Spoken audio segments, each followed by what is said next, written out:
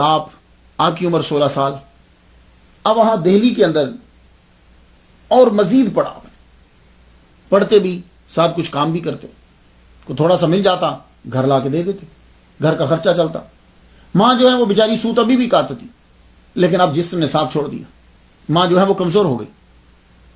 ماں کمزور ہو گئی، چارپائی کے اوپر پڑ گئی، بڑی مشکلوں سے پالا تھا۔ تو خواجہ نظام الدین آپ بیٹھے رہتے جامع مسجد کے اندر، عبادت کرتے رہتے، اور جہاں آپ کو سبق پڑھنا ہوتا وہاں جا کے سبق بھی آپ حاصل کرتے۔ آپ آیا کرتے تھے والدہ ماجدہ سے ملنے کے لیے، تو والدہ ماجدہ آپ کی ڈھارس بنا دی تھی۔ ماں جو ہوتی ہے نا، اللہ کی بڑی رحمت ہوتی ہے، بڑے سے بڑی مشکل بھی جب ہونا تو ماں جب ہاتھ پھیرتی ہے تو مشکل احساس ہی نہیں ہوتا۔ خواجہ نظام الدین محبوب اولیاء رحمۃ اللہ علیہ فرماتے ہیں، کبھی گھر کے اندر کچھ نہیں ہوتا کھانے کو، فاقوں سے کئی دنوں سے واسطہ پڑا ہوتا، تو والدہ کیا کہتی، بابا محمد آج ہم اللہ کے مہمان ہیں، کئی دن سے کھانا نہیں کھایا ہوا، تو کیا ہوتا تھا، یہ جملہ بولتی تھی، بابا محمد آج ہم اللہ کے مہمان ہیں۔ تو خواجہ نظام الدین محبوب اولیاء رحمۃ اللہ علیہ کہتے اس وقت تو اس کی سمجھ نہیں آتی تھی، لیکن اب یہ جملہ بڑا مزہ دیتا ہے اور بڑا کیف و سرور حاصل ہوتا ہے اس جملے سے۔ آپ اپنی والدہ ماجدہ کو ملنے کے لیے آئے، جمادی الاخرى کا چاند دیکھا، اس کے بعد والدہ کے پاس آئے، زیارت کرتے ہیں، تو ماں جی نے ایک جملہ کہا، کہنے لگے بیٹے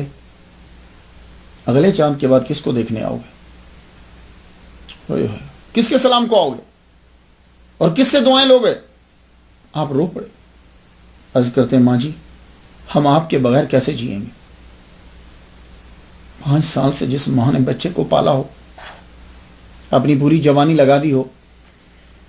تو اس کی جدائی، اور پھر اتنے نیک بیٹے ہوں،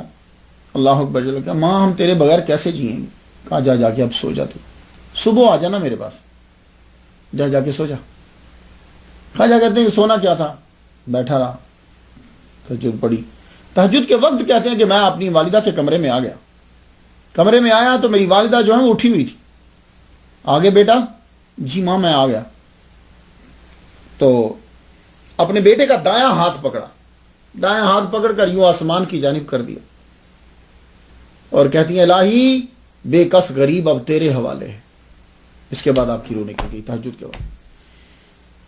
یہ ہیں آپ کی والدہ ماجدہ، بڑے غمگین ہوئے، ماں ہی تو سہارا تھی، آمدن کا بھی کوئی ذریعہ نہیں ہے، نوکری ابھی تک ملی نہیں، بڑے غمگین اور بڑے پریشان رہنے لگے۔ لیکن اس پریشانی کے اندر آپ کی جو اکثر دوستی رہتی